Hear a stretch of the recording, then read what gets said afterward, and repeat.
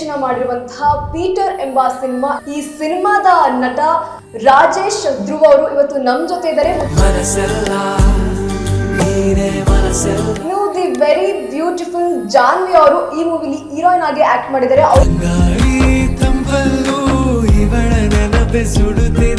ನಿಮ್ಮ ಪ್ರಕಾರ ಪೀಟರ್ ಅಂದ್ರೆ ಏನು? ಪೀಟರ್ ಅಂದ್ರೆ ಏನು?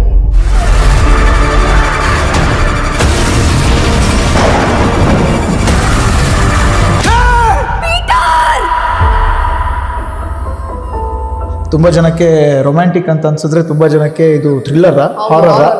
ಜೆಸ್ಸಿ ಮತ್ತೆ ಬಂದಿದ್ದಾಳೆ. ಅದು ಸಸ್ಪೆನ್ಸ್ ಥ್ರಿಲ್ಲರು ಅಥವಾ ಹಾರರು ಮೂವಿ ನೋಡಿದ್ರೆ ಮಾತ್ರ ಗೊತ್ತಾಗತ್ತೆ ನಿಮ್ಗೆ.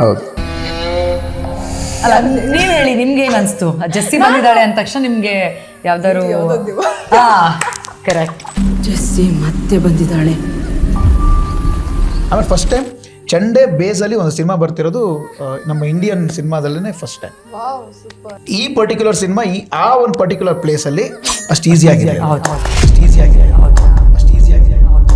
ಎಷ್ಟೋ ಕನ್ನಡ ಸಿನಿಮಾಗಳು ಈ ಹಿಂದೆ ಬ್ಲಾಕ್ ಬಸ್ಟರ್ ಆಗಿದ್ದು ಪ್ರತಿಯೊಂದು ಕಾರಣನೂ ಒಂದೇನೆ, ಕ್ವಾಲಿಟಿ ಆ್ಯಂಡ್ ಎಂಟರ್ಟೈನ್ಮೆಂಟ್.